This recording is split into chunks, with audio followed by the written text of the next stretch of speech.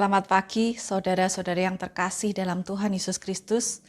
Tema pada hari ini adalah berdoalah dengan tekun. Mari kita berdoa. Allah Bapa kami yang di surga, kami mengucap syukur untuk kesempatan di pagi hari ini Tuhan. Sebelum kami melakukan berbagai aktivitas kami lebih lanjut, kami mau duduk diam mendengarkan sebagian dari firman-Mu Tuhan. Tolonglah kami Tuhan. Kami ingin membuka hati kami dan biarlah taburan firman-Mu tumbuh subur dalam hati dan hidup kami, sehingga kami dimampukan untuk kami berjalan dalam hari ini sesuai dengan kehendak-Mu. Amin. Bacaan terambil dari Lukas 18 ayat 1 sampai dengan ayat yang ke-8. Yesus mengatakan suatu perumpamaan kepada mereka untuk menegaskan bahwa mereka harus selalu berdoa dengan tidak jemu-jemu. Katanya, dalam sebuah kota ada seorang hakim yang tidak takut akan Allah dan tidak menghormati seorang pun. Dan di kota itu ada seorang janda yang selalu datang kepada hakim itu dan berkata, "Belalah hakku terhadap lawanku." Beberapa waktu lamanya hakim itu menolak, tetapi kemudian ia berkata dalam hatinya, "Walaupun aku tidak takut akan Allah dan tidak menghormati seorang pun, namun karena janda ini menyusahkan aku, baiklah aku membenarkan dia supaya jangan terus saja ia datang dan akhirnya menyerang aku." Kata Tuhan, "Camkanlah apa yang dikatakan hakim lalim itu. Tidakkah Allah akan membenarkan orang-orang pilihannya yang siang malam berseru kepadanya? Dan adakah ia mengulur-ulur waktu sebelum menolong mereka? Aku berkata kepadamu, ia akan segera membenarkan mereka. Akan tetapi jika anak manusia itu datang, adakah ia mendapati iman di bumi?" Demikianlah firman Tuhan. Bacaan ini mengajak kita untuk merenungkan perjalanan hidup kita. Ketika saya menemukan bacaan ini, saya juga bertanya kepada diri saya sendiri. Apakah saya termasuk orang yang berdoa dengan tekun? Dan bacaan ini kembali mengingatkan kepada saya untuk berdoa lagi dengan lebih tekun.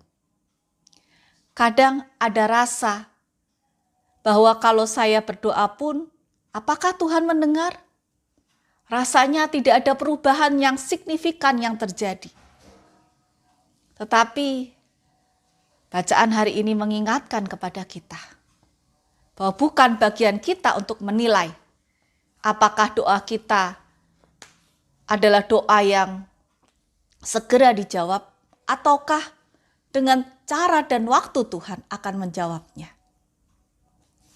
Dalam bacaan ini muncul dua orang tokoh, hakim dan janda. Menarik sekali karena Tuhan menggambarkan dirinya yang adalah Allah Maha Adil, Maha Kasih, Maha Mulia, dikontraskan dengan seorang hakim yang lalim. Hakim yang tidak takut kepada Allah dan juga tidak menghormati manusia. Sekali lagi hakim ini hakim yang lalim. Kualitas manusia yang terburuk. Sekalipun pada masa yang lalu, hakim adalah jabatan yang sangat luar biasa. Orang-orang menghormati seorang hakim. Hakim ini adalah penggambaran orang yang berkuasa penuh. Apa yang dikatakannya adalah adil dan benar. Tokoh kedua adalah janda. Janda ini pada masa lalu adalah seorang yang tidak punya kemampuan apa-apa. Dia seorang yang lemah. Bahkan sebenarnya dalam konteks masa lalu, ketika berperkara di pengadilan, harusnya bukan perempuan yang datang, tetapi pihak laki-laki yang datang. Perempuan ini tidak ada siapapun yang dia bisa minta tolong, sehingga ia sendiri yang datang. Dan dia berkata, "Belalah hakku terhadap lawanku." Tuhan menggambarkan janda ini juga sebagai perbandingannya orang-orang pilihan Tuhan yang dikasihinya. Dan kalau janda ini meminta dengan tidak jemu-jemunya, tidak bosan-bosannya, dengan tekunnya, itu pula yang Tuhan ingin kita lakukan. Dan akhirnya Kembali lagi, hakim ini akhirnya mengabulkan permohonan si janda ini bukan demi kepentingan si janda ini, tetapi demi kepentingannya diri sendiri supaya tidak diserang. Diserang di sini bukan diserang secara fisik. Artinya dia merasa kewalahan, dia khawatir nama baiknya menjadi buruk. Dan sekali lagi itu demi kepentingan dirinya sendiri. Sedangkan Tuhan menjawab doa kita untuk kepentingan orang-orang yang Dia kasihi. Penggambaran ini seharusnya menguatkan iman kita untuk kita senantiasa terus berdoa, tekun berdoa. Oleh karena itu yang pertama, sekali lagi, jangan menyerah. Jangan menyerah dan jangan menyerah. Berdoalah senantiasa. Sungguh-sungguh berdoa. Dan berusahalah sekuat tenaga. Dan biarlah Tuhan yang akan menolong setiap usaha kita.